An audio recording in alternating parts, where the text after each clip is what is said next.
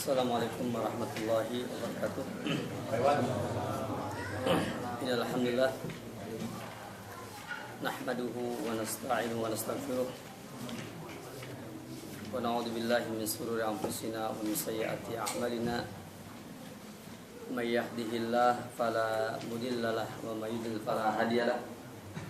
Asyhadu an la ilaha illallah wahdahu la syarika lahu wa asyhadu anna Muhammadan abduhu wa rasuluh. Ya ayyuhalladzina amanu taqullaha haqqa tuqatih wa la tamutunna illa wa antum muslimun. Ya ayyuhan nasu taqu rabbakum alladzi khalaqakum min nafsin wahidah wa khalaqa minha zawjaha wa batha minhuma rijalan katsiran wa nisaa'a. Wattaqullaha alladzi tasaaluna bihi wal arham innallaha kana 'alaikum raqiba. Ya ayyuhalladzina amanu taqullaha wa qulu qawlan sadida yuslih lakum a'malakum wa yaghfir lakum dhunubakum wa may yuti'illaha wa rasulahu faqad faza fawzan 'azima. Amma ba'du fa inna asdaqal hadits kitabullah wa inna afdalal hadi hadi Muhammadin sallallahu alaihi wasallam wa syarrul umuri muhdatsatuha wa kullu muhdatsatin bid'ah wa kullu bid'atin dhalalah wa kullu dhalalatin finnar summa amma ba'd. Hadirin kaum muslimin a'azzanillahu wa iyyakum. Alhamdulillah pada malam ini kita dipertemukan kembali di majelis ini yang insyaallah taala dimuliakan oleh Allah tabaraka wa taala. Dan pembahasan kita untuk malam ini kita akan membahas hadis yang ke-43 sampai hadis yang ke-50 dari kitab Jami'ul Ulum wal Hikam yang ditulis oleh Al-Imam Al-Hafidh Ibnu Rajab Al-Hanbali rahimahullah ta'ala. Dan beliau sebagaimana yang tertulis di dalam kitab ini, nama lengkap beliau adalah Al-Imam Al-Hafidh Al-Faqih Zainuddin Abu Faraj Abdurrahman bin Syihabuddin Al-Baghdadi Summa Ad-Dimashqi As-Sahir Ibn Rajab. Dan beliau ini lahir pada tahun 736 Hijriah dan wafat pada tahun 795. Bisa antum hitung 736 wafat 795. Berarti berapa umurnya? 59 tahun. Yang pertama, Al-Imam Al-Hafidh Ibnu Rajab ini adalah seorang ulama yang hidup pada abad ke-8 dan beliau tidak sempat belajar kepada Syekhul Islam Ibnu Taimiyah rahimahullah ta'ala. Karena Syekhul Islam Ibnu Taimiyah wafat pada tahun 728. Sedangkan beliau lahir tahun 736 dan beliau belajar kepada muridnya yaitu Al-Imam Ibnu Qayyim Al-Jauziyah rahimahullah ta'ala.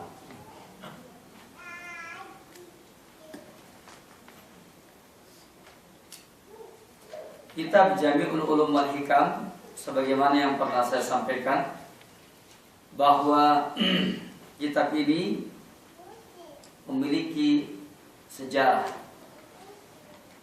dan sejarahnya terkait dengan kitab yang sebelumnya, yaitu dua kitab yang sebelumnya.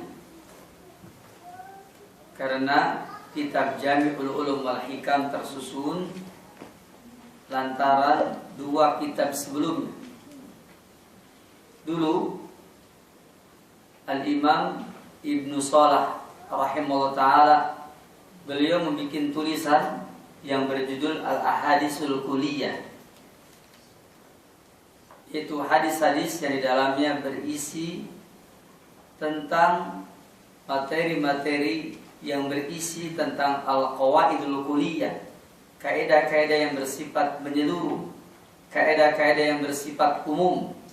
Dan ini ditulis oleh Al-Imam Ibnu Salah rahimahullah ta'ala dan berisi 26 hadis. Tentunya berisi 26 hadis.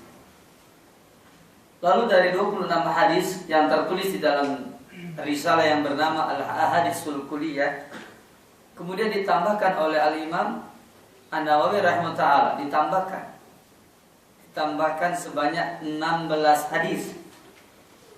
Maka lahirlah kitab yaitu Al-Arba'in An-Nawawiyah, hadis Arba'in, yang mungkin sering antum baca atau sudah antum kenal semua, yaitu Al-Arba'in An-Nawawiyah.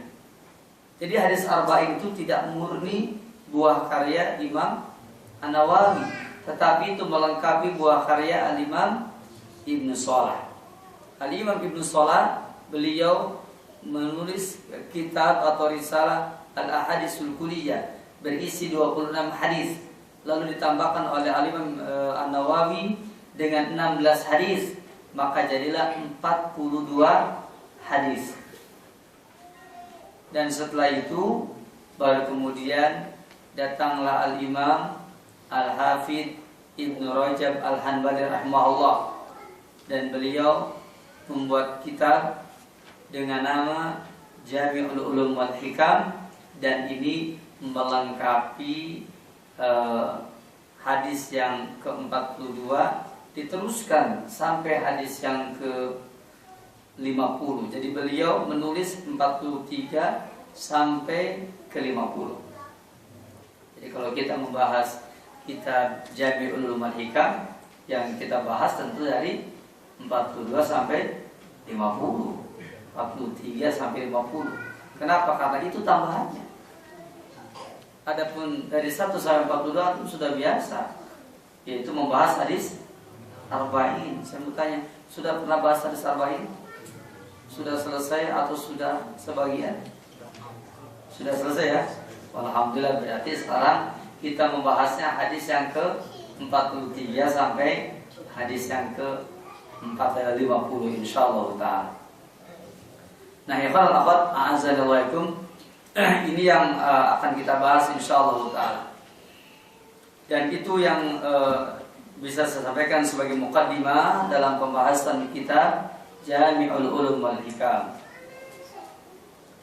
Nah, di dalam kitab Jami'ul Ulum wal Hikam pada hadis yang ke-43 sampai hadis yang ke-50, mungkin pada malam ini sebagaimana thariqahnya para ulama, saya akan membacakan globalnya, yakni globalnya itu matanya, dengan harapan begitu hadis 43 saya bacakan sampai hadis 50 saya bacakan sampai selesai, maka selesai pembahasan kita secara global hadis dari kitab Jami'ul Ulum wal Hikam.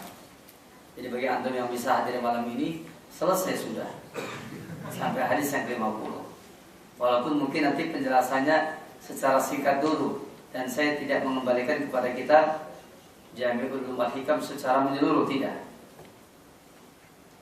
Namun sebelum kita membahas hadis yang ke-43 sampai hadis yang ke-50, andai kata antum perhatikan hadis ini ya secara global ikhwah, bahwa hadis yang ke-43 sampai hadis yang ke-50 umumnya Al-Imam Al-Hafidh Ibnu Rajab Al-Hanbali, beliau memberikan takbir, memberikan ungkapan di dalam periwayatan dengan kata-kata kharaja. Saya ulangi, pada hadis yang ke-43 sampai hadis yang ke-50 umumnya beliau mengungkapkan dengan kata-kata kharaja. Sedangkan Al-Imam An-Nawawi umumnya menggunakan dengan kata-kata rawahu. Rawahu. Kalau antum nggak percaya, sok antum lihat. Ya, hadis-hadis itu, hadis arba'in an-nawawiyah itu umumnya pakai rawahu. Sedangkan hadis yang ke-43 sampai ke-50 umumnya memakai kharaja. Lihat oleh kita hadis ke-43 itu kharajahu Al-Bukhari wa Muslim. Kemudian hadis ke-44 kharajahu Al-Bukhari Muslim. Hadis yang ke-45 kharajahu Al-Bukhari Muslim. Sama enggak? Kalau antum diam tandanya sama ya. Kemudian 46 kharajahu Al-Bukhari wa Muslim. Kemudian 47, nah di sini baru rawahu Ahmad wa Tirmidzi wa Nasa'i wa Ibnu Majah. Ya, terus kemudian hadis yang ke-48 kharajahu Al-Bukhari wa Muslim. Hadis yang ke-49 di sini dikatakan dengan kalimat, dengan bahasa rawahu Al-Imam Ahmad wa Tirmidzi wa Nasa'i wa Ibnu Majah. Kemudian yang terakhir yaitu dengan kalimat kharajahu At-Tirmidzi wa Ibnu Majah wa Ibnu Hibban. Jadi ciri khas tambahan dari Al-Imam Ibnu Rajab Al-Hanbali dari kitab yaitu Jami'ul Ulum wal Hikam, yaitu menggunakan ungkapan dengan kata-kata kharaja. Berbeda dengan Al-Imam An-Nawawi, di mana Al-Imam An-Nawawi maka umumnya beliau menggunakan takbir rawahu. Timbul pertanyaan, samakah ungkapan dengan kata-kata kharajahu dan dengan kata-kata rawahu? Syekh Abdul Muhsin bin Hamad Al-Abad Al-Badr Hafidh Ta'ala, beliau dalam kitabnya yaitu Fathul Qawi Al-Matin fi Sharhil Arba'in wa Tatimmatil Khamsin,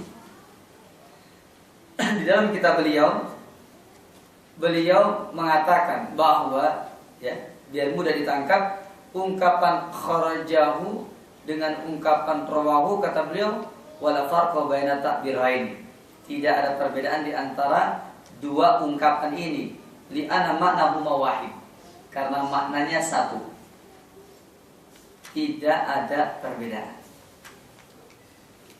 Pertanyaannya, betulkah bahwa ini tidak ada perbedaan? Pertama, kalau sudut pandangnya makna, memang tidak ada perbedaan. Tapi apabila sudut pandangnya adalah yaitu yang dikembalikan, ya, kepada pendalaman dari mana kharajahu dan rawahu menurut versi para ulama ahlul hadis yang saya tahu dari kitab-kitab mustalahul hadis, itu ada perbedaan yang mendasar antara rawahu dengan kharajahu. Apa perbedaannya? Kalau sebuah hadis dikatakan rawahu fulan dengan kharajahu fulan umpamanya, maka perbedaannya adalah bahwa hadis yang rawahu itu adalah hadis yang tidak pernah dicek dan tidak pernah dibandingkan dengan naskah aslinya, dengan kitab primernya, dengan kitab langsungnya. Contoh begini, umpamanya rawahu Abu Dawud wa Tirmidzi, itu yang menulis rawahunya sendiri nggak pernah membandingkan kepada kitab aslinya, kepada kitab Abu Dawudnya, atau kepada kitab riwayat Imam Ahmadnya umpamanya, atau riwayat Imam At-Tirmidzinya dengan kata-kata rawahu. Berarti dia tidak mengembalikannya ke sana. Tetapi apabila yakni dia mengucapkan dengan kata-kata kharajahu, maka dia sudah membandingkannya dengan kitab primernya, dengan kitab aslinya. Itu perbedaan dari keduanya. Penerangan ini diantaranya antum bisa dapatkan seperti diterangkan dalam kitab Taisir Mustalah Hadis karya Syekh Dr. Mahmud Tohan. Di sana beliau terangkan tentang perbedaan ini. Yang keduanya juga kita bisa baca dalam kitab-kitab yang lain, yaitu kitab-kitab yang besar, umpamanya Fathul Mughis atau Tadribur Rawi dan seterusnya. Yang intinya bahwa para ulama membedakan, ditinjau dari segi makna, sebagaimana yang diterangkan oleh Syekh Abdul Muhsin bin Hamad Al-Abad Al-Badr. Beliau mengatakan ditinjau dari segi makna ini sama, maka kita akan benar. Tetapi kalau ditinjau dari segi pendalaman, yakni dari makna kharajahu dengan rawahu, yakni apakah ini memang sudah dibandingkan dengan kitab aslinya atau tidak, maka jika rawahu itu tidak ada jaminan sudah dirujukkan kepada kitab aslinya, kepada kitab primernya, kitab pokoknya. Tetapi kalau menggunakan kata-kata kharajahu, maka berarti dia sudah dikembalikan kepada kitab primernya, begitu. Makanya kata-kata rawahu itu kalau bahasa kasarnya si pencatat hadis itu tidak begitu bertanggung jawab kalau redaksinya beda dengan kitab aslinya. Tetapi kalau kharajahu, maka dia sudah bertanggung jawab tentang keotentikan dari redaksi tersebut. Walaupun ditafsirkan tidak sama pun, tapi sudah diberikan jaminan bahwa bahwa hadis yang saya tulis ini sudah saya kembalikan ke dalam kitab asalnya. Apakah dengan kata-kata kharajahu atau dengan kata-kata akhrajahu, sama. Itu sudah dikembalikan kepada kitab aslinya. Nah, ini perkara yang menarik yang pertama yang diterangkan di dalam Jami'ul Ulum wal Hikam ini. Jadi Al-Imam Ibn Rajab dari mulai hadis ke-43 sampai hadis yang ke-50 itu beliau menggunakan redaksi kharajahu umumnya dan tidak menggunakan redaksi rawahu pada umumnya. Sedangkan di dalam hadis arba'in maka umumnya menggunakan redaksi rawahu. Selanjutnya, setelah kita mengetahui ini, kemudian mari kita bahas teks hadis dari kitab Jami'ul Ulum wal Hikam dari hadis yang ke-43 sampai hadis yang ke-50. Pertama, hadis yang ke-43. An Ibnu Abbas radhiyallahu anhu qala Rasulullah sallallahu alaihi wasallam. Dari sahabat Nabi yang mulia Abdullah bin Abbas radhiyallahu anhuma, beliau berkata, qala Rasulullah sallallahu alaihi wasallam, telah bersabda Rasulullah sallallahu alaihi wasallam, kata Rasulullah, alhiqu al-fara'idha bi ahliha,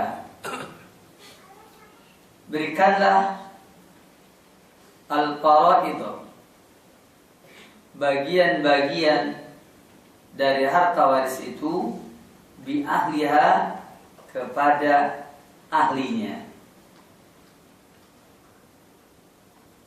Kata-kata al-hiqu al-fara'idha bi ahliha secara global ini sedang berbicara tentang ashabul furud, yaitu orang yang mempunyai bagian-bagian tertentu. Kata-kata al-hiqu al-fara'idha bi ahliha ini berbicara tentang ashabul furud, yaitu orang yang mendapatkan bagian-bagian tertentu. Dengan kata-kata ini dalil pertama bahwa membagi waris itu hukumnya wajib. Yang keduanya bahwa mendahulukan ashabul furud itu hukumnya wajib. Kemudian fama abqatil faraid, lalu apa saja bagian-bagian yang masih tersisa, fali aula rajulin dzakari, maka bagi laki-laki yang paling utama. Fali aula rajulin dzakari, maka bagi laki-laki yang paling utama.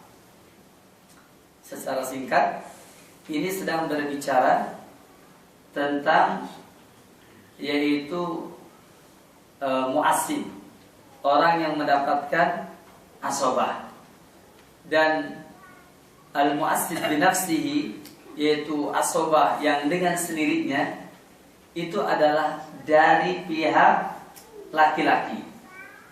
Ya, mu'assib binafsihi, yang mendapatkan bagian asobah dengan sendirinya ini adalah dari pihak laki-laki. Maka dikatakan fali aula rajulin dzakari, yang tersisa itu untuk rajul dzakar, yaitu laki-laki yang paling utama. Maka berarti ahli asobah ini bukan ashabul furud, tetapi ahli asobah ini mereka mendapatkan selebihnya dari ashabul furud. Dan yang namanya ashabah mungkin dia mendapatkan bagian seluruhnya ketika tidak ada ashabul furud, atau mungkin nggak kebagian. Kalau ternyata yakni sudah didapati semua oleh ashabul furud, karena mendahulukan ashabul furud lebih utama daripada kan kalimatnya fama abqatil faraid, yang masih tersisa. Kalau sudah tidak tersisa maka tidak dapat. Namanya juga jika tersisa. Jika tidak tersisa ya berarti dia tidak datang. Nah, hadis ini kharajahu Bukhari wa Muslim, dikeluarkan oleh Imam Bukhari dan Imam Muslim, yaitu hadis yang ke-6732 dalam riwayat Imam Bukhari dan hadis yang ke-1615 dalam riwayat Imam Muslim. Hadis ini secara garis besar berbicara tentang secara umum mengenai faraid, ilmu faraid. Dan Al-Imam Al-Hafidh Ibn Rajab Al-Hanbali rahimahullah, beliau sangat pintar sekali karena dalam menjelaskan masalah ini beliau memunculkan hadis ini karena pada dasarnya berbicara tentang ahli waris itu hanya terbagi dua. Pertama berbicara tentang ashabul furud, yang keduanya berbicara tentang ahli ashabah atau al-mu'asib atau al-mu'asibah, yaitu berbicara tentang ahli ashabah, yaitu orang yang menerima ashabah. Sudah tidak ada lagi, cuma itu. Adapun yang lainnya itu pembahasan cabang. Adapun yang lainnya pembahasan cabang. Umpamanya pembahasan tentang apakah muhasabah, apakah ashabahnya ashabah binafsihi atau bil ghair atau ma'al ghair, itu pembahasan cabang. Kemudian tentang ashabul furud, yakni poin-poinnya berapa, maka itu adalah pembahasan cabang. Bagiannya berapa itu merupakan pembahasan cabang. Tetapi secara global memang ahli waris terbagi menjadi dua, yaitu pertama ada ahli waris yang mendapatkan bagian-bagian tertentu, dan ada ahli waris yang mendapatkan ashabah, yaitu mendapatkan sisa setelah ashabul furud, orang yang mendapatkan bagian-bagian tertentu. Maka berdasarkan hadis ini kita bisa mengambil faidah bahwa yang pertama, sesungguhnya syariat Nabi kita yang mulia itu betul-betul di dalamnya berisi tentang kaidah-kaidah kuliah. Karena apa? Karena hadis ini di dalamnya berisi tentang kaidah kuliah, menerangkan tentang dua unsur pokok para penerima warisan, yaitu yang pertama ashabul furud dan yang keduanya adalah yaitu mu'asib atau ahlul ashabah. Maka ini adalah orang yang menerima warisan. Itu yang pertama. Jadi ini bersifat umum. Makanya ini layak dimasukkan ke dalam kitab Jami'ul Ulum wal Hikam karena berbicara secara umum.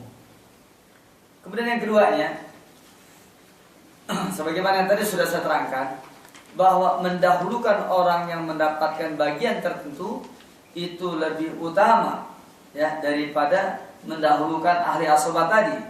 Oleh karena itu maka pantas kalau kemudian dikatakan al-hiku al-faraid, yakni berikanlah bagian-bagian tertentu itu bi ahliya kepada ahlinya, supaya diberikan kepada ahlinya. Kenapa? Karena yang mendapatkan bagian tertentu ini diutamakan dibandingkan dengan ahli ashabah. Berikutnya yang ketiga, bahwa nanti di dalam penjelasan-penjelasan ini, maka siapapun yang ingin membicarakan tentang masalah faraid, maka hendaknya berpijak kepada prinsip ini. Ya, berbicara tentang faraid maka hendaklah berpijak dengan prinsip ini. Dan saya lihat di dalam kitab Jami'ul Ulum wal Hikam ini membahas tentang syarah atas hadis ini sangat panjang. Sudah panjang, di dalamnya terjadi ikhtilaf. Ini dari halaman 689 dan berakhir halaman 703. jadi 14 halaman ikhwah. 14 halaman. Sedangkan biasanya pengajian 1 jam itu ya 1 halaman. Begitu ya. Kan awet 1 halaman. Jadi kalau 14 halaman berarti 14 jam. Jadi kalau kita membahas kitab ini 1 hadis aja ini gak selesai nih. Malam ini dan besok gak selesai. Apalagi dalamnya ada beberapa pembahasan yang berkenaan dengan ikhtilaf ulama. Namun seperti yang tadi saya katakan, insya Allah malam ini sampai jam 9 lah ya, kita selesaikan 8 hadis ini ya, supaya cepat selesai begitu ya. Anak kira antum sepakat kan supaya kita cepat selesai dulu kan. Adapun pendalamannya ya gimana besok saja gitu kan, seperti itu. Tapi ini hadis yang ke-43 ya. Berikutnya hadis yang ke-44. An Aisyah radhiyallahu anha an Nabi sallallahu alaihi wasallam qala. Dari Aisyah radhiyallahu anha, istri Nabi yang tercinta. Dan saya sengaja di Bandung ini saya sering menyebut istri Nabi yang tercinta. Ya, kenapa? Supaya orang yang benci semakin benci. Ya, kepada Aisyah radhiyallahu anha.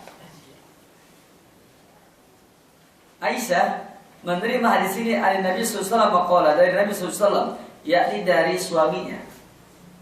Aisyah menerima hadis ini dari suaminya. Ini dalil bahwa di antara yang dilupakan oleh para suami adalah yaitu menuntut istrinya solehah, tapi dia nggak pernah mendidik istrinya. Itu di antara keajaiban para suami zaman sekarang. Jadi istrinya dituntut untuk menjadi solehah, tapi dianya sendiri tidak pernah mendidik istrinya, tidak pernah membina istrinya. Aisyah radhiyallahu anha, beliau dididik oleh suaminya, yaitu Nabi Muhammad SAW, sehingga dia menjadi solehah di tangan suaminya. Qala, kata Nabi SAW, beliau mengajarkan kepada Aisyah, ar-radha'atu tuharrimu ma tuharrimul wiladatu. Persusuan itu menjadikan mahram sebagaimana nasab menjadikan mahram. Saya ulangi, ar-radha'atu tuharrimu ma tuharrimul wiladah. Persusuan menjadikan mahram sebagaimana nasab menjadikan mahram. Artinya, kalau ada seseorang dia disusui oleh seorang wanita, yang wanita ini mempunyai anak-anak, yang otomatis anak-anaknya juga menyusui dari dia, walaupun tidak mesti bersama-sama. Jangan lupa, ada di antara sebagian yang memahami hadis ini keliru, disangkanya bahwasanya saudara persusuan itu mesti sama-sama neteknya di zaman yang sama. Bukan itu. Maksudnya siapa saja yang pernah menetek kepada wanita ini, lalu kemudian orang yang menyusui atau anak yang menyusui ini, maka semua yang pernah disusuinya itu menjadi saudara sesusu baginya. Semua yang pernah disusuinya itu akan menjadi saudara sesusu baginya. Jadi kalau umpamanya ibu ini dia yang punya anak berapa, lalu kemudian ini dia menetek kepada dia, maka sesungguhnya anak dari ibu ini itu merupakan mahramnya semua, karena dia adalah saudara sesusuan. Dikatakan bahwasanya ar-radha'ah tuharimu kama tuharimul wiladah, bahwasanya sepersusuan itu menyebabkan dia menjadi mahram seperti menjadikan mahramnya dengan sebab nasab, dengan sebab kelahiran, dengan sebab nasab. Nah, hadis ini kharajahu Bukhari wa Muslim, dikeluarkan oleh Imam Bukhari Muslim, yaitu hadis yang ke-3105, dan Imam Muslim hadis yang ke-1444. Jadi hadis ini adalah hadis yang berbicara tentang hukum persusuan. Dan hukum persusuan dikatakan seperti hukum nasab. maka orang yang menetes ini ya, atau anak yang menetes ini, maka dia menjadi mahram bagi seluruh anaknya wanita ini. Dia menjadi mahram bagi seluruh anaknya wanita ini. Dan adapun tentang bagaimana batasan persusuannya, maka di sini para ulama cukup panjang lebar menjelaskannya. Di antaranya pertama, sebagaimana dalam riwayat Imam Muslim dikatakan, al-masratu wal masratani la tuharrimu, bahwasanya satu sedotan, dua sedotan, satu susuan, dua susuan itu tidak menjadikannya mahram. Di dalam riwayat Ad-Darqutni dikatakan ya ar-radha'atu ya tunbitul lahma, bahwa yang namanya persusuan itu yang menyebabkan mahram itu apabila menumbuhkan daging. Dalam riwayat Ad-Darqutni yang lain dikatakan bahwasanya la radha'ata ba'da haulaini, tidak ada persusuan setelah 2 tahun. Ya, setelah 2 tahun. Jadi lebih dari 2 tahun walaupun nete tidak disebut sepersusuan. Tapi kalau di bawah 2 tahun maka dia sepersusuan. Makanya mohon maaf kalau ada orang besar menetes kepada seorang wanita, maka itu tidak menjadi saudara sesusu bagi anak-anaknya. Ya. Kecuali yang kasusnya seperti kasus Salim.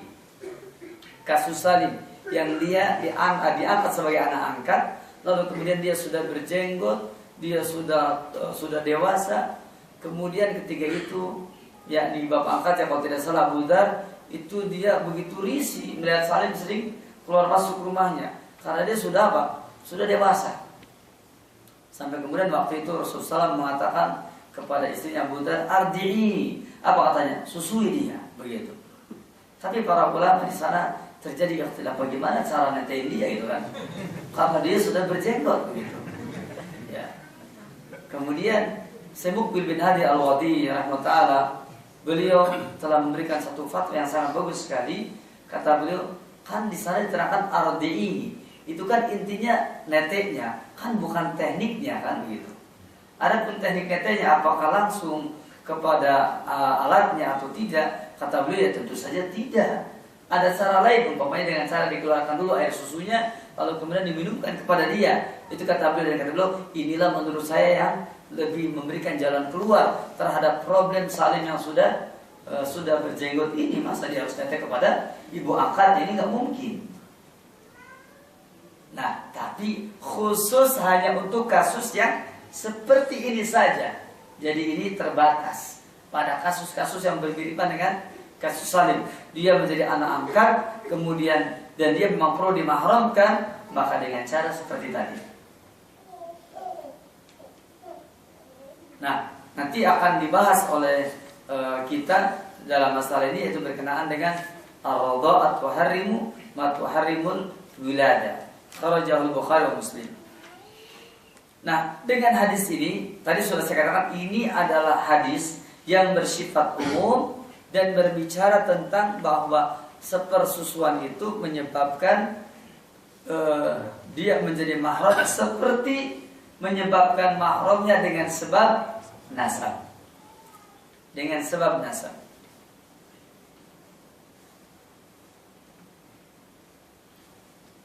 Berikutnya, dari sini maka kita bisa diambil faedah. Faedah yang pertama tadi, bahwa hadis ini berisi tentang apa? Tentang syariat Allah Subhanahu wa taala yang mulia berupa kaidah kuliah. Kaidah yang bersifat menyeluruh. Kaidah yang bersifat umum. Kaidah yang bersifat global. Dan yang keduanya, bahwa setiap wanita yang dia mahram dari sebab nasab, begitu pula menjadi mahram apabila dengan sebab sepersusuan. Dan ini adalah faedah yang besar dari hadis ini, yaitu hadis yang ke-44. Berikutnya, hadis yang ke-45. Hadis yang ke-45 adalah An Jabir bin Abdullah, dari Jabir bin Abdullah, annahu sami'a Rasulullah SAW, bahwasanya Jabir bin Abdullah, beliau telah mendengar Rasulullah amal Fatih, pada tahun ditaklukkannya Futuh Mekah, pada tahun ditaklukkannya kota Mekah. Wa huwa bi Makkah, dan beliau berada di Mekah. Yaqul, dia berkata, innallaha wa rasulahu, sesungguhnya Allah Subhanahu wa taala dan rasulnya, harrama bai'al khamri, beliau yakni sesungguhnya Allah Subhanahu wa taala dan rasulnya, harrama bai'al khamri, telah mengharamkan yaitu jual beli khamar, wal maitati, dan bangkai, wal khinziri, dan babi, wal asnam, dan berhala. Sesungguhnya Allah dan Rasulnya telah mengharamkan yaitu jual beli khamar, kemudian jual beli bangkai, kemudian jual beli babi, dan jual beli wal asnam, jual beli berhala, jual beli patung. Di sini kita perhatikan bahwa di dalam keterangan ini tertulis innallaha wa rasulahu harrama, sesungguhnya Allah dan Rasulnya telah mengharamkan. Coba di kitab yang diantum itu harrama apa harrama? Harrama saja, bukan harrama ya, bukan harrama. Dikatakan bahwa ini yang terdapat dalam kitab Bukhari Muslim, ya. Adapun asalnya ini harrama, maksudnya sesungguhnya Allah dan Rasulnya keduanya telah mengharamkan. Tetapi di sini ternyata tidak digunakan kata-kata ya harrama, tetapi harrama saja. Kenapa demikian? Karena pada hakikatnya bahwa yang mengharamkan itu siapa? Allah. Yang disampaikan lewat lisan siapa? Rasulnya. Dan kita yang menerimanya tinggal apa? Tinggal tunduk dan patuh padanya. Sebagaimana perkataan yaitu Muhammad bin Syahab Al-Juhri, beliau mengatakan ar-risalatu minallah, bahwasanya risalah itu datang dari Allah Subhanahu wa taala.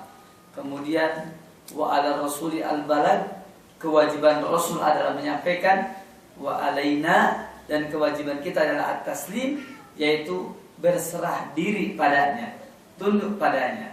Makanya di sini innallaha wa rasulahu harrama, ini tidak mengapa, karena pada hakikatnya jikapun Allah yang mengharamkannya, maka Rasul tinggal menyampaikannya.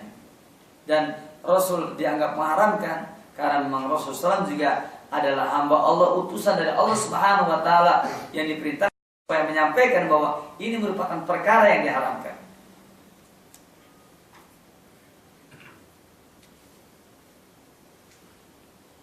Selanjutnya, sesungguhnya Allah dan Rasulnya telah mengharamkan. Mengharamkan apa? Bai'al khamri, jual beli khamar, jual beli minuman keras. Wal maitati, jual beli bangkai. Wal khinzir, jual beli babi. Wal asnam, jual beli patung. Faqila, lalu Rasul ditanya, ya Rasulullah, wahai Rasulullah, afara'aita, bagaimana menurutmu syuhumal maitati, yaitu tentang lemak dari bangkai, gaji, lemak dari bangkai. Bagaimana dengan lemak dari bangkai? Fa innahu yutla biha as-sukun, karena sesungguhnya dengan lemak-lemak dari bangkai inilah ditambalnya as-sukun, yaitu patung, yaitu safinah, kapal-kapal. Kapal ditambal dengan suhum, kapal ditambal dengan lemak-lemak ini. Kemudian wa yudhanu biha al-julud, dan dioles dengan minyak tersebut, dengan lemak tersebut, al-julud, yaitu kulit diolesin, ya, yang sudah disamak itu diolesin dengan yang tadi. Kemudian wa yastabihu bihan nas, dan orang-orang juga membuat lampu biha dengan lemak-lemak tersebut.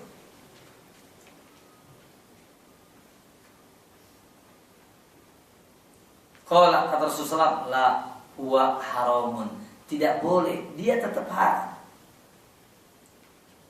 Summa qala Rasulullah, kemudian Rasulullah bersabda, inda dzalika, ketika itu kata Rasulullah, qatalallahu al-yahuda, semoga Allah Subhanahu wa taala memerangi orang-orang Yahudi. Innallaha harrama alaihimus suhuma, sesungguhnya Allah Subhanahu wa taala telah mengharamkan atas mereka as-suhum, yaitu lemak-lemak bangkai tersebut. Fa'ajmalu, lalu ternyata mereka sengaja mengeluarkan lemak-lemak dari bangkai tersebut. Dia ambil, dia keluarkan, dan setelah itu apa? Dia jadikan tadi, yaitu dia jadikan mungkin sebagai alat untuk menambal bocornya perahu atau bocornya kapal, juga menjadi alat untuk apa? Mengolesinya al-julud, yaitu kulit-kulit, atau wayastabihu bihan nas, atau dia sengaja menjadikan supaya orang membuat api dengannya, membuat lampu dengannya. Maka dikatakan fa'ajmaluhu, lalu mereka sengaja mengeluarkan lemak tersebut dari kulit tersebut, dari bangkai tersebut. Summa ba'uhu, kemudian mereka menjualnya. Fa'akalu samanahu, lalu mereka memakan harganya. Kharajahul Bukhari wa Muslim, hadis sahih riwayat Imam Bukhari Muslim. Hadis ini dalam kitab Sahih Bukhari nomor 2226 dan dalam Muslim nomor 1581.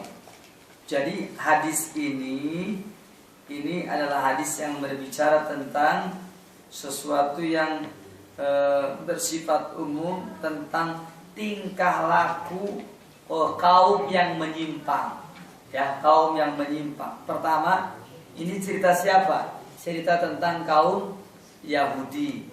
Yang keduanya, siapakah Yahudi ini? Dikatakan Yahudi itu adalah ahlul buhtan. Ahlul buhtan itu adalah orang yang paling pintar bohong ilmiah, ya, seperti ilmiah padahal bohong ilmiah itu Yahudi. Begitu, anak masa Yahudi Syiah, begitu kan? Itu pintar bohong ilmiahnya. Nah, di sini kita perhatikan bahwasanya di sini menceritakan tentang Yahudi. Di dalam kitab Sahih Bukhari diterangkan innal yahuda qaumun butun. Sesungguhnya Yahudi itu adalah kaum yang tukang bohong, ya. Sedangkan yang namanya al-buhtan disebutnya imadul kadhib. Buhtan itu adalah pilarnya dusta. Kalau pengen tahu otaknya dusta, al-buhtan. Cikal bakalnya dusta adalah al-buhtan. Buhtan itu orang yang bohong ilmiah, yakni dia mendatangkan data tapi berbohong. Bukan begitu sebenarnya datanya, tapi dia datangkan untuk apa? Mengelabui orang. Persis seperti Yahudi. Orang Yahudi seperti itu. Nah, hadis ini membicarakan tentang satu kaum yang menyimpang, yang nyeleneh seperti orang-orang Yahudi. Terus kemudian yang keduanya, semua orang-orang yang menyimpang itu memiliki karakter yang mirip dengan ini. Apa? Selalu berhela, ya, membikin rekayasa. Imam Bukhari sengaja dalam kitab sahihnya bikin kitab namanya Kitabul Hair atau Kitabul Hiyar, kitab tentang rekayasa. Kenapa demikian? Karena memang bahwa ada sebagian manusia yang memiliki sikap seperti itu, seperti orang Yahudi ini. Sudah jelas diharamkan bangkainya, ya.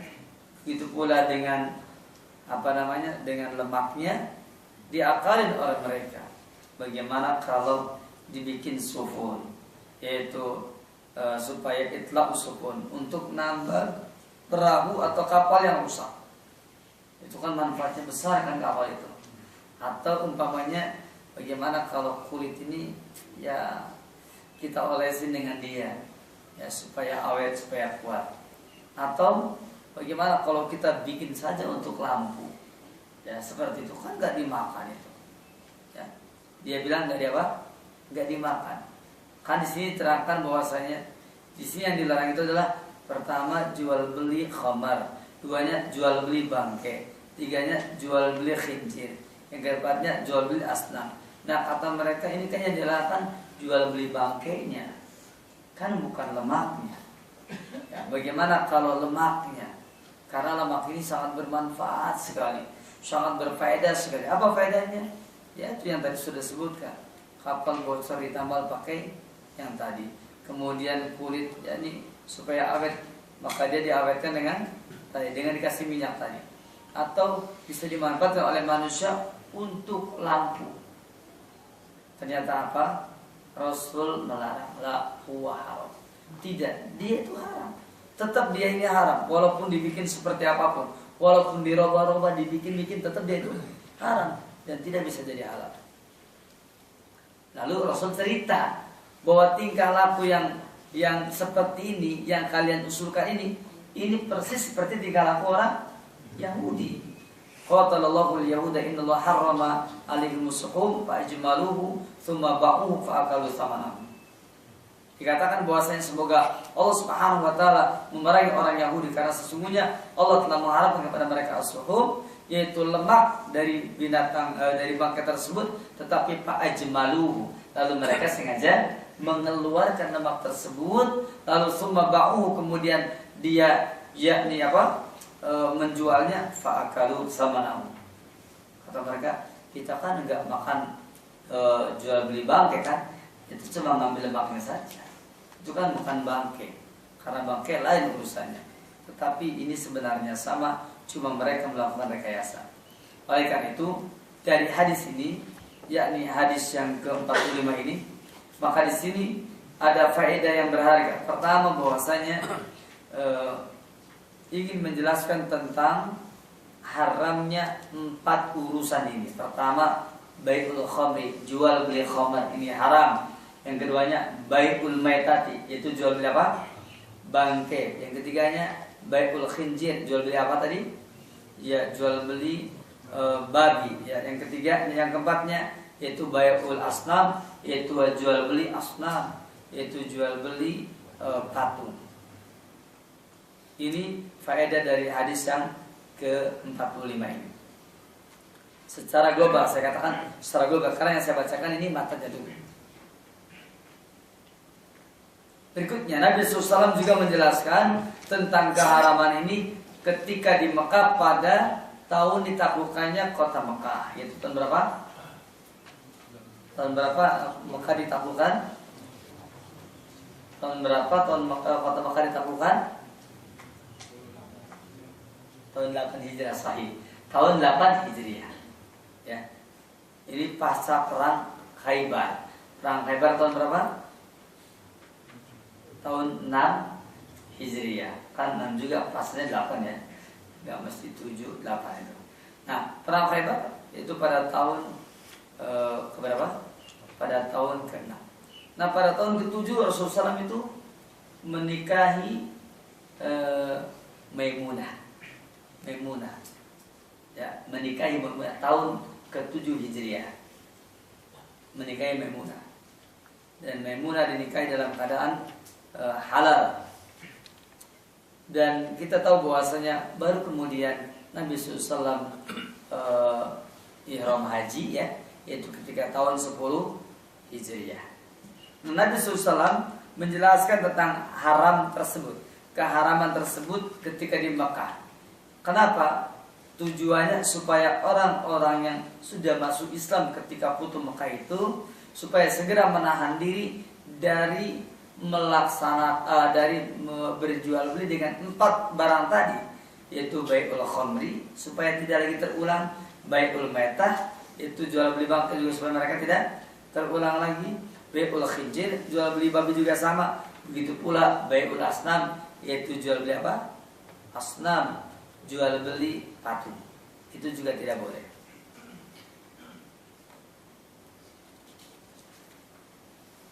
Kemudian dari hadis ini pula bahwasanya secara umum, di sini kita ambil pada umum dulu ya, sebelum saya terangkan dalam kitab Jami'ul Hikam, yaitu bahwasanya apa saja yang Allah Subhanahu wa taala haramkan, maka menjualnya juga haram. Kemudian mengambil harganya juga haram. Saya ulangi, semua yang Allah haramkan, maka berjual belinya juga haram. Kemudian harganya juga haram.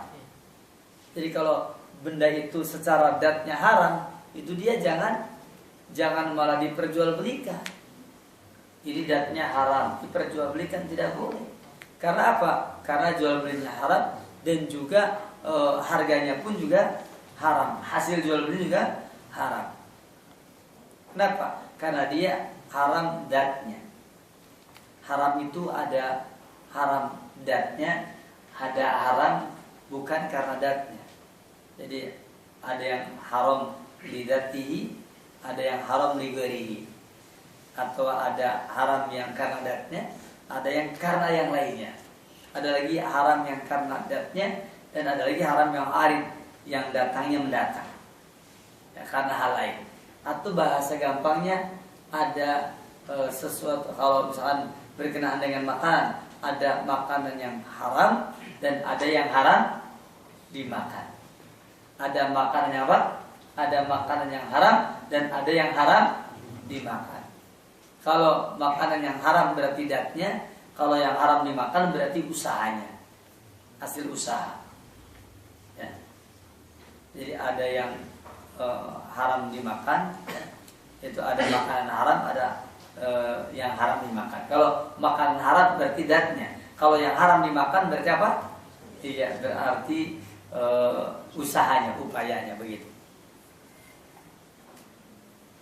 Selanjutnya, faedah berikutnya adalah yaitu yang tadi sudah sempat sebutkan oleh saya tadi. Ini dalil tentang haramnya melakukan hiyal, melakukan hailah, melakukan apa? Rekayasa, melakukan rekayasa. Ini haram melakukan rekayasa. Yang mana dengan rekayasa tersebut dia bisa menghalalkan yang Allah haramkan. Dengan rekayasa tersebut dia bisa menghalalkan yang Allah haramkan. Ini tidak boleh. Karena memang biasanya yang namanya hail, yang namanya hiyal, yang namanya rekayasa, itu tujuannya apa? Supaya bisa menghalalkan yang haram dan mengharamkan yang halal. Dan kita tahu berkenaan dengan istihlalul haram wa tahrimul halal, ini dua perkara yang dilarang. Kita tidak boleh menghalalkan yang haram dan nyata-nyata haramnya lalu kita halalkan, tidak boleh. Bahkan itu akan jatuh ke dalam kekufuran kalau dia menghalalkan perkara yang sudah jelas haramnya atau mengharamkan perkara yang sudah jelas halalnya.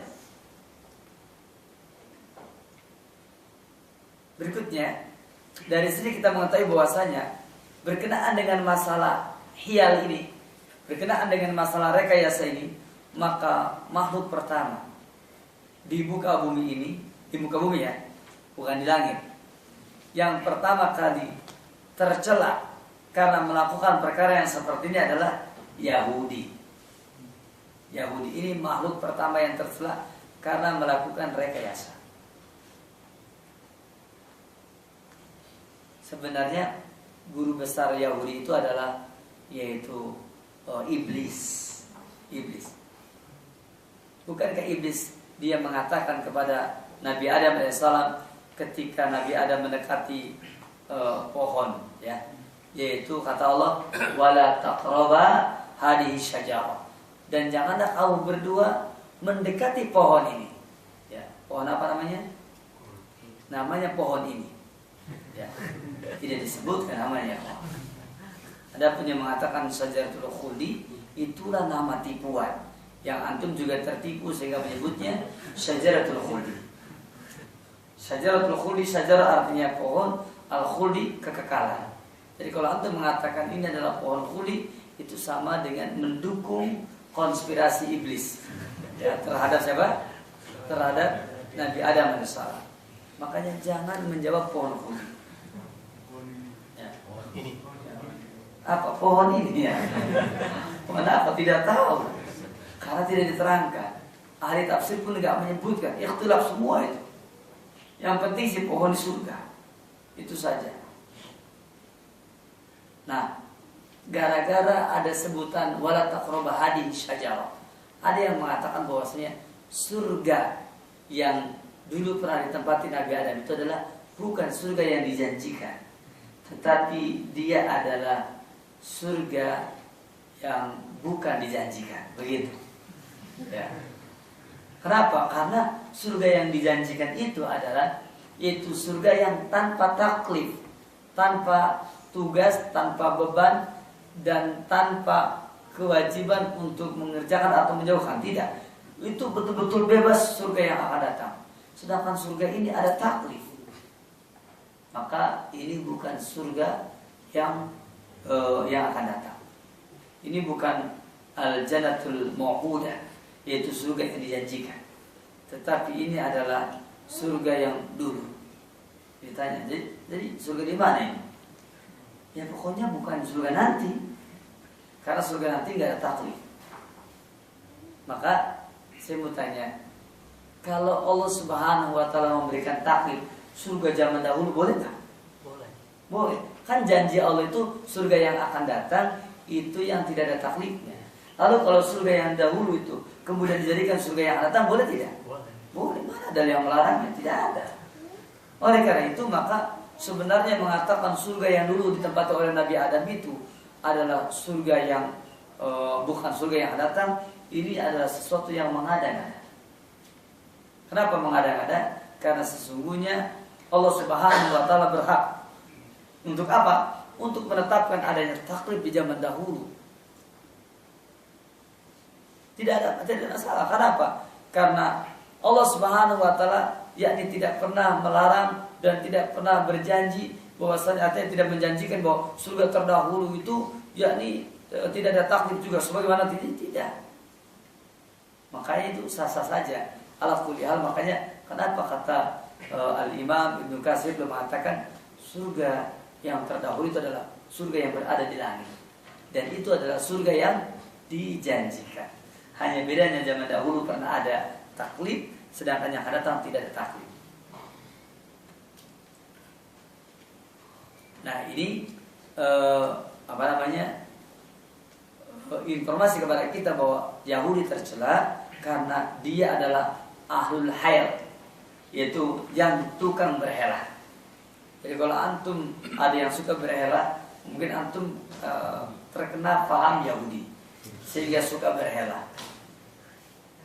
Kemudian yang terakhir dari penjelasan yang ini secara singkat, bahwasanya kenapa diceritakan seperti ini? Karena dahsyatnya helahnya Yahudi, sehingga umat ini diberikan peringatan supaya jangan seperti Yahudi. Jangan seperti Yahudi. Baik, kita teruskan. Hadis yang ke-46. An Abi Burdah, an Abi Musa al-As'ari radhiyallahu anhu.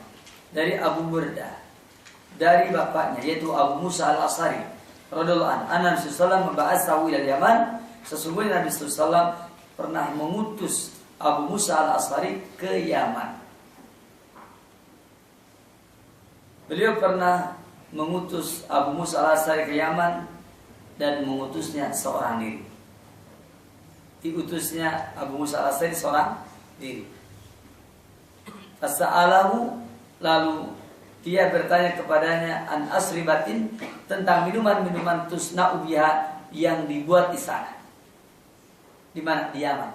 Faqala, dia berkata, "Mahya, apakah dia?" Qala al-bid'u wal mizru. Yang pertama adalah al-bid'u dan yang kedua adalah al-mizru. Apakah dia al-bid'u? Di sini terangkan bahwasanya al-bid'u itu qala nabidul asal, yaitu perasan dari madu. Yakni minuman yang terbuat dari madu. Yang diperas dari madu, dari saripati madu. Dari sarinya madu. Kemudian di sini terangkan bahwasanya al-bid'u huwa nabidul asal wa huwa syarabu ahli Yaman. Dia adalah minumannya orang Yaman. Itu namanya al-bid'u. Sedangkan al-mizru adalah nabidus syair. Adapun al-mizru, maka al-mizru itu adalah yaitu nabidus syair, yakni perasan syair. Syair itu adalah gandum. Perasan syair yakni gandum.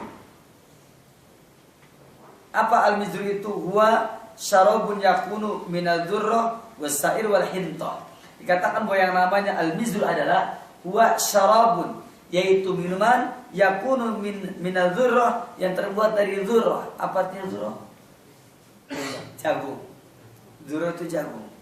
Jagung diambil saritnya jadi minuman. Sekarang kan banyak tuh rasa ini, rasa itu ya. Semua rasa ada sekarang. Kalau dulu kan nggak ada. Kalau sekarang semua rasa ada. Pengen rasa apa aja? Ya. Pengen buah kaleci ada gitu kan. Oh, buah leci ya. Buah leci ada gitu ya. Bukan buah kaleci, buah leci namanya. Ada. Pengen buah apa lagi? Pengen buah ya ada semua pokoknya lengkap. Kalau dulu kan susah. Ya, sekarang ada semua. Nah, di sini katakan bahwasanya al-mizru huwa syarabun yakunu min ad-dzurr was-sa'ir wal hintah. Bahwasanya yang namanya mizru adalah minuman yang terbuat dari dzurr, yaitu dari jagung atau dari syair, wal hintah, dari gandum. Syair dengan apa? Dengan hintah sama, cuma beda kualitas. Faqala, Rasul bersabda. Kata Rasul, kullu muskirin haram, setiap yang memabukkan haram. Kenapa di sini enggak menyebutkan bahwa yang tadi itu haram? Tidak, tapi dengan kalimat kullu muskirin haram, setiap yang memabukkan itu haram. Ini dalil bahwasanya Nabi SAW itu yakni ingin menanamkan kepada kita bahwasanya berdasarkan hadis ini maka akan lahir kaidah kullu muskirin haram, setiap yang memabukkan itu haram. Bahkan maka thiruhu haramun faqalil haram, apa saja minuman, apa saja perkara atau barang atau makan atau yang lainnya yang kathiru haram, yang banyak itu haram, maka faqaliluhu haramun, maka sedikitnya pun juga haram. Saya mau tanya, kalau khamr haram karena apa? Kalau khamr haram karena apa? Jawabnya karena diharamkan oleh Allah dalam Al-Quran dengan sebutan al-khamr. Ya kan? Khamr itu diharamkan karena di Quran disebut nama khamr langsung, dan itu haram. Itu mau mabuk mau tidak, pokoknya haram, titik. Dan itu bantahan kepada orang, saya minum khamr tapi nggak mabuk. Haram tidak? Jawabnya haram. Kan tidak memabukkan. Khamr bukan. Khamr dia yang diharamkan itu khamrnya, bukan mabuk dan tidak mabuknya. Begitu. Nah, dikatakan kullu muskirin khamrun, setiap yang memabukkan adalah khamr. Pertanyaannya, apakah kullu khamrin muskirun? Di dalam hadis itu, apakah setiap khamr itu memabukkan atau setiap memabukkan adalah khamr? Jawab dong. Jadi suaranya udah serak, atau nggak jawab? Ya. Apakah setiap khamr itu memabukkan atau setiap memabukkan itu adalah khamr? Setiap yang memabukkan adalah khamr, sedangkan khamr tidak dikatakan memabukkan. Nah, sekarang dengan kalimat kullu muskirin khamrun, sekarang pertanyaannya, kalau kullu muskirin khamrun, jawab pertanyaannya, ai kullu khamrin haramun, bukan muskirun tapi haramun. Setiap yang memabukkan adalah khamr. Khamr itu adalah haram, maka kesimpulannya semua yang memabukkan hukumnya begitu dong. Ya kan? Tapi lihat, enggak ada kalimat kullu khamrin muskirun, tidak. Tetapi kullu muskirin khamr. Kalau ditanya, bagaimana hukumnya khamr? Haram. Namun seetik khamr lain, khamr haram. Tapi kan tidak memabukkan. Kita jawab, kalau dia khamr haram, mau sedikit mau banyak. Kenapa? Karena Allah Subhanahu wa taala berfirman, apa katanya? Innamal khamru wal maisiru wal ansabu wal azlam rizqun min amal syaitan fastanibu. Di sana langsung diterangkan sesungguhnya yang namanya khamr, kemudian maisir judi, kemudian ansab yaitu memberikan sesaji kepada berhala, wal azlam mengundi nasib dengan anak panah, rizqun min amal syaitan, perkara yang kotor dari perbuatan syaitan, fastanibu maka jauhilah dia. Khamr itu diharamkan karena Allah tabaraka wa taala mengharamkannya. Adapun di luar khamr, apabila dia memabukkan, maka dia dihukumi sama dengan khamr, makanya dia haram. Nah, kullu muskirin haramun ini termasuk al-qaidatul kulliyah, kaidah kuliah. Dan ini sesuai dengan tadi di awal sudah saya katakan bahwa Al-Imam Ibnu Salah membuat hadis ini, yaitu membuat pertama kali menyusun hadis yang 26 itu, dia katakan al-ahadisul kulliyah, hadis-hadis yang bersifat umum. Kharajahul Bukhari, dikeluarkan oleh Imam Al-Bukhari. Dan dari hadis ini kita mengetahui bahwasanya para sahabat Nabi yang mulia betul-betul mereka sangat antusias dengan ilmu syar'i, makanya bertanya. Ini yang diutus ke Yaman itu siapa? Abu Musa Al-Asy'ari, dan dia nggak ngerti maka dia bertanya. Itu menunjukkan bahwa Abu Musa memiliki semangat yang luar biasa.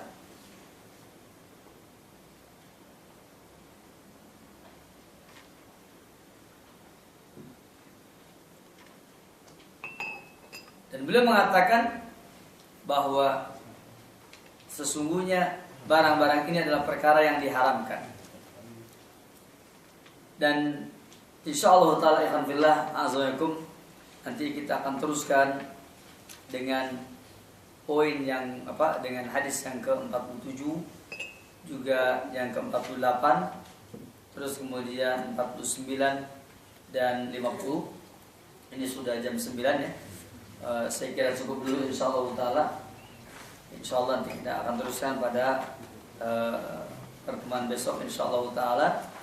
Dan ini sudah 6 ya. Ini sudah 6 juga sudah lumayan, sudah banyak kan? Sudah 6 ini. Maksudnya yaitu angka 43, 45, terus kemudian 46 ya. Tinggal nanti teruskan dengan apa yang belum kita selesaikan insyaallah.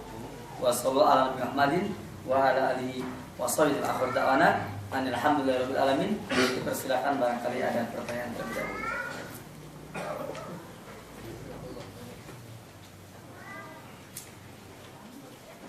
Ya. Mengenai yang kaidah tadi yang umum, bagaimana mengenai alkohol dalam sebuah parfum atau alkohol dalam sebuah obat-obatan, apakah bagaimana pandangan ulama terhadap itu? Iya. Tentang alkohol, algol yaitu mabda'ul khamri. Alkohol itu algol, dia adalah mabda'ul khamri, dia adalah inti khamar. Kalau alkohol itu adalah algol, dia adalah inti khamar, berarti apa hukumnya? Apa hukumnya khamar? Haram, apalagi dia mabda'ul khamri, inti khamar. Maka sebagaimana al-khamru haram, maka begitu pula bahwa alkohol pun juga haram diminum. Khamr itu haram diminum. Maka begitu pula dengan alkohol juga haram diminum. Itu yang pertama. Yang keduanya, karena alkohol ini adalah yaitu mabda'ul khamri, yaitu intinya khamr, maka alkohol memiliki hukum seperti hukum-hukum khamr. Ya, saya ulangi, alkohol mempunyai hukum seperti hukum-hukum khamr. Dalam hal apa? Dalam hal ketika dia digunakan untuk diminum, maka otomatis tidak boleh. Kalau dia bukan untuk diminum, maka perkara yang seperti ini tidak yang dibahas oleh para ulama. Berikutnya yang keduanya, apakah alkohol ketika dia masuk ke parfum? Kan banyak parfum non alkohol. Kemudian ada lagi parfum alkohol. Begitu pula dengan apa tadi yang obat-obatan juga sama. obat-obatan yang mengandung alkohol, dan ada lagi obat-obatan yang tidak mengandung alkohol. Kita bahas yang satu dulu, yaitu tentang alkohol ini, yakni berkenaan dengan parfum. Yang menyebabkan ulama kita ini, yakni ada yang berpendapat bahwasanya parfum yang beralkohol tidak boleh dipakai, itu karena alkohol adalah mabda'ul khamri. Dia adalah inti khamr. Itu. Sedangkan Allah Subhanahu wa taala berfirman, "Innamal khamru wal maisiru wal ansabu wal azlam rijsum min amali syaitan fajtanibuhu." Nah, kata-kata rijsun, maka rijsun itu artinya adalah sesuatu yang kotor, sesuatu yang najis, katanya begitu. Nah, kata-kata rijsun ini adalah sesuatu yang kotor, sesuatu yang najis, min amali syaitan, termasuk amalan syaitan. Maka kata-kata rijsun itulah yang diterangkan oleh Fadilatul Syekh Muhammad bin Shalih Al-Utsaimin. Kata beliau, ini dalil bahwa yang namanya khamr itu najis. Karena apa? Karena dia rijsun. Kita ambil contoh di dalam hadis yang lain. Bukankah Nabi kita yang mulia ketika meminta 3 batu untuk istijmar, ya, atau beristinja dengan 3 batu, Nabi dikasih apa? 2 batu dan 1 apa? Ya, satunya yaitu kotoran binatang. Dan ketika itu kotoran binatang tersebut ternyata dilempar dan dikatakan fa innahu riksun. Dalam berita lain fa innahu ridsun. Kata-katanya ridsun, ada riksun, ada ridsun. Maka kata beliau, ini dalil bahwa ini adalah najis. Seperti itu. Ini adalah najis. Dan karena ini adalah najis, maka dengan sendirinya bahwa najisnya alkohol pun, gitu ya, najisnya alkohol pun sama dengan yang tadi, karena dia adalah mabda'ul khamri, karena dia adalah inti khamr. Maka dengan kata-kata innamal khamru wal maisiru wal ansabu rijsun min amali syaitan fajtanibuhu, kata-kata rijsun itu adalah najis. Sebagaimana yang tadi, kotoran binatang tadi dilempar karena apa?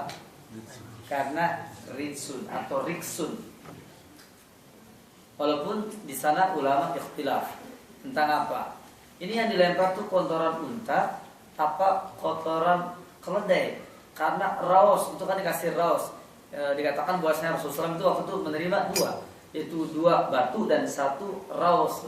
Kalau raus itu adalah kotoran unta. Tapi para ulama mengatakan yang namanya raus itu bisa kotoran unta, ya, dan juga bisa yang lainnya.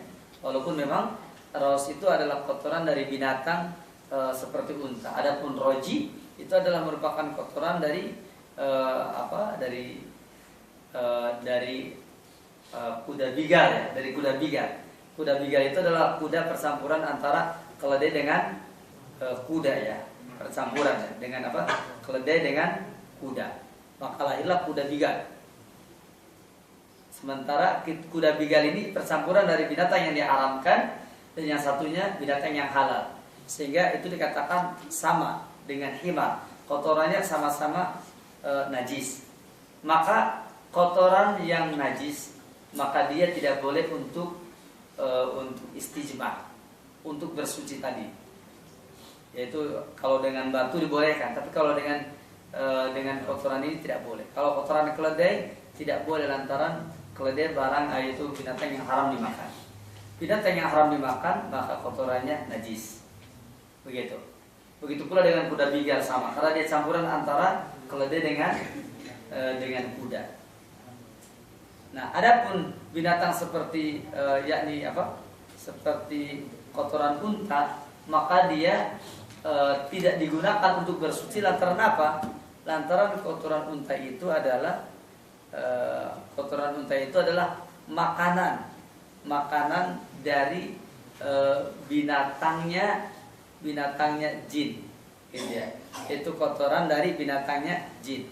Jadi makanan dari kotoran tadi itu adalah merupakan makanan dari binatang jin. Adapun kalau tulang, kenapa tidak boleh dengan tulang? lantaran dia adalah makanan jin. Adapun tentang kotoran tadi, dia adalah makanan dari binatang jin, makanan bagi binatangnya jin. Jadi jin itu punya kendaraan. Nah, kendaraan jin itu yang di binatang tersebut makanannya adalah ya kotoran tadi, begitu. Adapun kalau kotoran yang tadi najis itu karena najisnya, adapun ini karena makanan binatangnya jin. Adapun tulang tidak boleh karena dia adalah makanan jin. Dan seterusnya.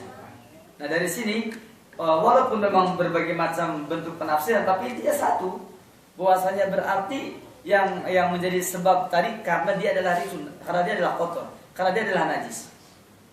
Adapun yang ini karena sebab yang lain, maka sudah diterangkan dalam hadis yang lain. Nah, oleh karena itu makanya ada yang mengatakan bahwa yang namanya alkohol itu dia najis karena berdasarkan riwayat yang tadi. Adapun ulama yang lain yang mengatakan bahwasanya yang namanya khamr itu tidak najis, ini berdasarkan riwayat yang lain, yaitu riwayat Imam Bukhari dan yang lainnya, yaitu bahwasanya ketika diharamkannya khamr, maka Rasulullah SAW menyuruh kepada para sahabatnya supaya memecahkan setiap kendi yang berisi, setiap bejana yang berisi khamr, dipecahkan. Bahkan khamr itu ditumpahkan di jalan-jalan. Begitu. Khamr itu ditumpahkan di jalan-jalan.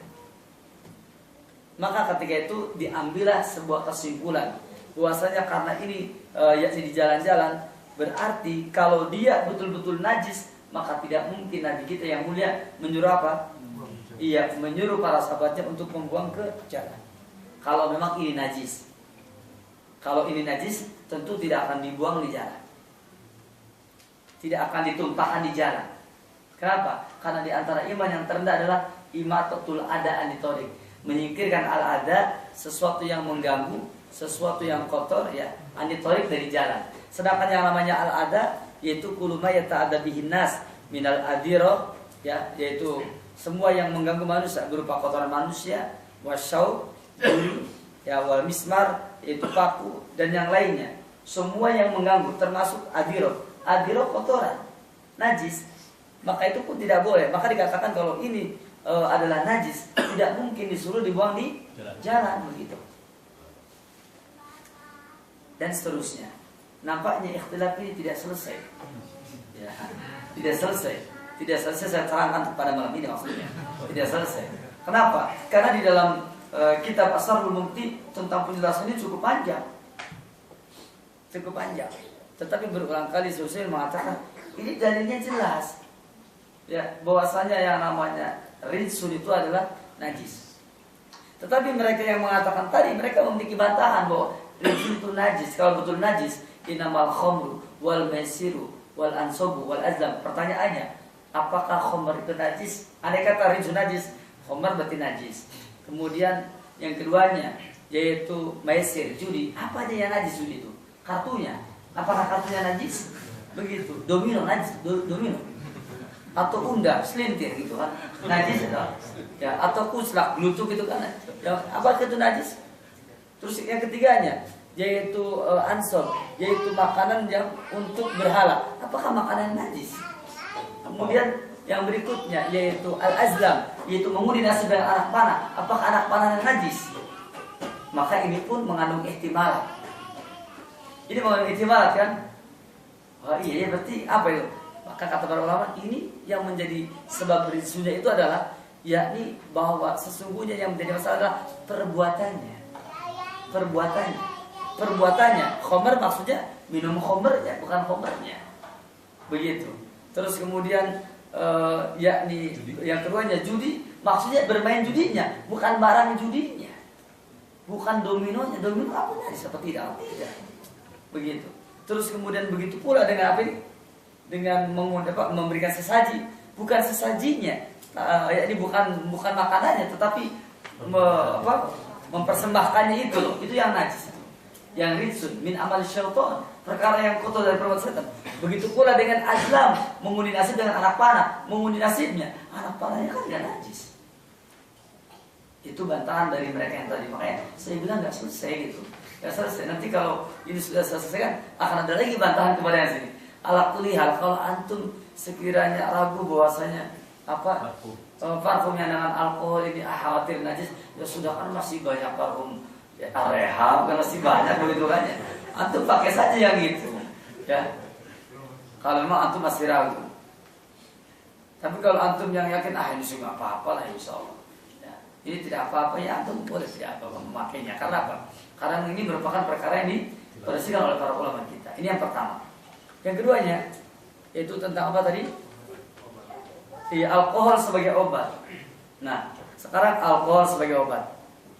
Saya mau tanya, kalau alkohol sebagai obat dimasukkan ke dalam air, ya, alkohol masuk dalam air. Jadi obat ya, ini sudah ramuan lah. Jadi obat nih, alkoholnya dimasukkan. Diminum boleh nggak? Kenapa tidak boleh? Karena ada barang yang haram diminum kan? Masuk diminum nggak boleh kan? Ini menurut yang mengharamkan, ya kan? Tapi ada yang mengatakan ini tidak haram. Argumentasinya apa? Begini argumentasinya. Karena yang namanya khamr kan tadi najis. Nah ini kan karena pijakannya najis ini. Karena pijakannya najis, ini kan najis. Barang yang najis itu apabila dia masuk ke air yang segitu banyaknya, kan di pabrik kan banyak airnya, ya kan? Airnya banyak tuh. Nah sekarang kan kalau dia tidak berubah baunya, warnanya, rasanya, boleh tidak? Najis tidak? Kalau umpamanya ini kan ada alkohol dan ada juga unsur yang lain disatukan, sementara alkoholnya cuma ya 1% atau 15%, jika dibandingkan dengan yang lainnya tentu lebih banyak yang itu kan. Nah pertanyaannya, kalau ada najis di tengah-tengah air yang segitu banyaknya, apakah dia jadi najis? Jawabnya tidak. Maka kata mereka yang mengatakan ini khamr itu najis, tapi kalau masuk maka dia tidak jadi najis, maka itu boleh diminum. Nah ini ikhtilaf kan? Karena beda apa? Beda pijakannya. Namun walaupun demikian ala kulli hal, saya lebih cenderung bahwasanya pertama khamr itu kan yakni yang jadi masalah bukan persoalan najisnya, tapi apanya? Haramnya. Maka ketika masuk dia ke dalam apa? Ke dalam air atau ke dalam ramuan yang memang sudah sudah diformulasikan, maka sesungguhnya barang tersebut adalah barang yang di dalamnya sudah mengandung perkara yang diharamkan. Kenapa? Awalnya sudah masuk khamr dia. Kecuali kalau dia tidak ada khamrnya awalnya, itu urusannya lain.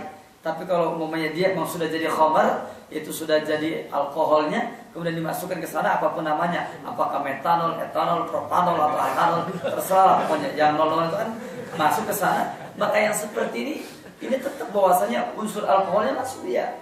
Kalau sudah masuk berarti dia tidak boleh diminum. Nanti kalau ini boleh diminum, nanti akan timbul pertanyaan, bagaimana dengan green sand yang cuma 2%, ya kan? Atau 1% umpamanya. Bagaimana dengan ini yang nanti repot seperti itu. Makanya ala kulli hal, walaupun ini ada ikhtilaf, maka saya lebih cenderung kepada pendapat yang mengatakan tidak boleh menggunakan obat yang di dalamnya mengandung alkohol. Demikian wallahu ta'ala.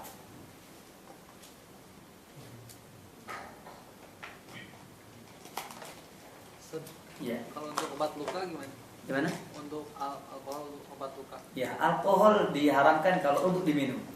Adapun untuk obat luka, maka jika lukanya ada di bibir, boleh asal jangan diminum. Adapun kalau lukanya jangan di bibir ya. Adapun kalau lukanya di luar, maka tidak ada masalah insya Allah. Ya kan ada kan yang luka di bibir kan? Iya, umpamanya sekarang pakai alkohol kan? Ya, itu jangan sampai diminum. Tapi kalau umpamanya di luar boleh, tidak apa-apa. Karena alkohol itu yang menjadi masalah karena apa? Karena diminumnya. Nah, sedikit tentang minyak wangi ya, kembali lagi tuh. Minyak wangi. Sedikit. Iya, ada yang sebenarnya ada di antara ulama kita yang berpendapat sebenarnya yang menjadi inti masalah kenapa alkohol tidak boleh di minyak wangi itu karena khawatir yukhumirul akla, menghilangkan akal. Ya tentu saja kalau umpamanya minyak wangi yang mengandung alkohol yang kebanyakan disemprotkan ke badan akhirnya kelengar orangnya. Begitu pingsan dia. Ya. Semprot dia. Tahu-tahu sudah ini aja itu kan KO. Setelah diperiksa, oh ternyata korban apa ini? Korban parfum beralkohol dia. Karena yang namanya al-khamru adalah yukhamirul akal, dia bisa menghilangkan akal. Nah ada juga yang kalau yang seperti ini saya kira ittifaq lah insyaallah. Ulama itu sepakat bahwasanya yang namanya apa? Yang namanya parfum pakai alkohol itu tidak boleh karena ini. Adapun Karena apa? Karena ini kan tidak terkait dengan bahwa ini najis atau tidak, tapi terkait dia akan menghilangkan akal. Adapun yang tadi yaitu tentang masalah najis dan tidak, maka yang seperti ini urusannya lain. Karena memang ulama masih ikhtilaf dalam masalahnya. Demikian Allah. Iya. Kalau pakai hitam yang biasa dibikin orang Sunda itu, apa itu bisa dikiaskan dengan Nabi Syair? Ya. Ketika berbicara tentang Nabi Syair atau Nabi Asal ya, atau Nabi Hinton, maka ketahuilah bahwa Rasulullah SAW itu ketika di dalam riwayat yang lain diterangkan, hari pertama kata beliau ini minuman kaum muslimin. Hari kedua diawetkan itu adalah minuman kaum muslimin. Hari ketiga ini bukan minuman kaum muslimin. Jadi ternyata ada ada batasan waktunya di zaman itu ya. Karena apa? Karena ternyata tutupnya sudah sudah gerak-gerak itu. Oh ini sudah bukan minuman kaum muslimin. Dulu pernah Abu Bakar Sultan beliau membuat perasan anggur. Hari pertama masih minuman kaum muslimin. Hari kedua masih, yang ketiganya, hari ketiganya ini sudah bukan kata Rasul. Ini sudah bukan minuman kaum muslimin. Berarti begitu pula dengan tape hitam sama. Yakni kalau umpamanya dia dikatakan ini mengandung alkohol, kita jawab kalau mengandung tidak ada masalah. Yang penting belum tampak alkoholnya, kan pasti mengandung. Ya. Anggur kan mengandung juga. Anggur mengandung, terus kemudian apa namanya? Yang dulu tuh apa? Yang di Malang tuh apa? Apa namanya? Bukan yang di Malang. Bukan, maksudnya apel ya. Apel. Akan apel Malang terkenal. Yang apel Malang itu kan banyak dikasih minuman kan, dibikin minuman kan ya. Kalau nggak salah beberapa yang lalu itu kalau yang di sana tidak mengandung alkohol atau masih 1-2 hari tidak masalah. Tapi kalau dia ternyata sudah mulai di sana ada tanda-tanda yakni alkoholnya sudah jadi, maka tidak boleh. Termasuk tape hitam, ketan hitam, tape ketan putih sama itu. Kalau di kampung saya tapenya ketan putih bukan hitam. Itu sama kalau dia sudah mulai menampakkan alkoholnya sama haramnya. Tidak boleh. Itu termasuk ke dalam bagian yang tadi yaitu Nabi Asal atau Nabi Hinto dan yang lainnya begitu sama. Karena dulu pun juga pernah terjadi Rasul begitu. Perasan itu disimpan hari pertama kata Rasul ini minuman kaum muslimin. Hari kedua dan ketika hari ketiga karena sudah gerak-gerak tutupnya gerak-gerak nih. Gerak-gerak sudah mengandung alkohol, dia sudah keluar alkoholnya, maka tidak boleh diminum dan itu bukan minuman kaum muslimin. Sama dengan yang tadi. Demikian Allah. Ya. Saya dikatakan bahwa tulang itu makanan setan. Gimana? Kita tidak boleh makan tulang. Tulang makanan jin ya. Sekarang ada produk yang mengatakan ayam tulang lunak. Iya. Ayam tulang lunak itu membuat jinnya merokok. Kira-kira orang terkebagian. Yaitu saya anjurkan kalau bisa antum jangan jangan sering-sering makan tulang lunak lah. Kasihan. Karena apa? Karena begini. Kalau kita makan daging dan kita ketika makan yang mengucapkan bismillah, walaupun kita habiskan tuh tulangnya sampai habis nggak tersisa, ya tinggal tulangnya doang putih ya, dilempar, maka di mata jin itu penuh dengan daging ikhwan. Kalau kita baca bismillah, ya.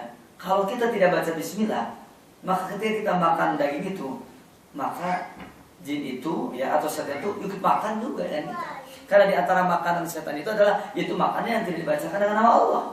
Tapi tulangnya habis dagingnya dan tidak penuh dengan daging.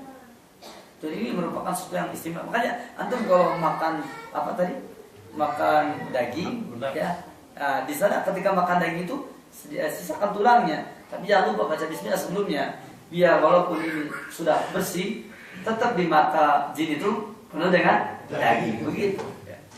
Begitu mau dilempar jin ini penuh daging gitu.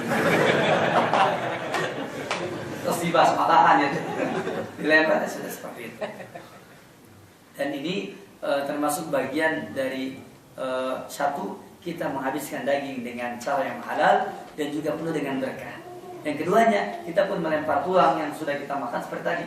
Dan dari sini sebenarnya kita tahu bahwa ternyata betapa bodohnya manusia yang begitu mengabdi kepada jin.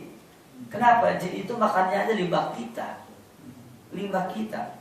Orang yang miskin aja atau mereka yang para peminta-minta saja, itu tidak ada yang makanin tulang, tidak ada. Ya kan? Walaupun sebodoh-bodohnya manusia, dia gak mungkin makan tulang. Dia pasti akan makan dagingnya begitu. Nah, ketika kita memberikan tulang kepada jin, herannya sebagian manusia malah mengagungkan jin. Ini heran. Jinnya aja makan dari limbah kita. Yang keduanya, binatangnya aja makan dari kotoran binatang kita. Tapi kenapa kita tertarik untuk bergabung dengan jin? Ya, ini sesuatu yang aneh ya, aneh bin ajaib. Oleh karena itu, tentu saja kita jangan merasa bangga dan bahagia ketika bisa berhubungan dengan jin. Karena apa? Itu fazaduhum rahaqo, malah sebaliknya akan membuat mereka congkak saja. Demikian. Ya, sekarang tadi satu lagi kan? Ya. Tadi kan alkohol itu intinya khamir. Iya. Dan khamir itu dilarang dijual belikan. Terus gimana hukumnya bioetanol atau biodiesel gitu? Kan perlu dijual belikan. Dan kalau itu diperbolehkan, apakah itu termasuk tindakan Yahudi? Karena kan kayak tadi jadi minyaknya dikeluarin terus dikasih manfaat buat apa? Ini juga alkohol diambil dikasih manfaat buat pengurangan efek rumah kaca dan selainnya. Iya, saya ulangi bahwa ketika kita berbicara tentang al-khamru, itu kita berbicara tentang sesuatu yang berkenaan dengan sesuatu yang diminum.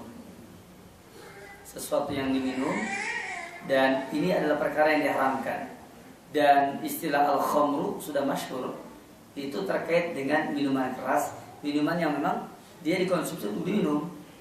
Tetapi dengan alkohol lain, alkohol itu orang tidak mengatakan itu khamr, tidak. Dan alkohol itu orang pada awalnya, yakni dia memang digunakan untuk kesehatan, untuk pengobatan maksud saya, untuk pengobatan dan seterusnya. Dan ini digunakan dengan sebab itu, bukan dengan sebab untuk diminum tadi.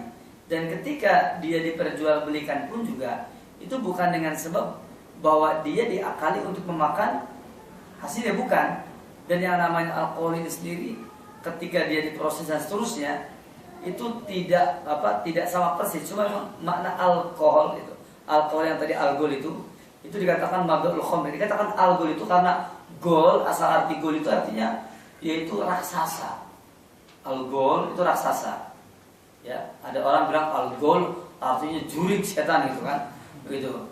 Karena jurik itu kayak raksasa begitu. Sebenarnya alkohol itu raksasa. Dan dikatakan alkohol dengan alkohol lantaran alkohol ini, jadi dia memiliki apa?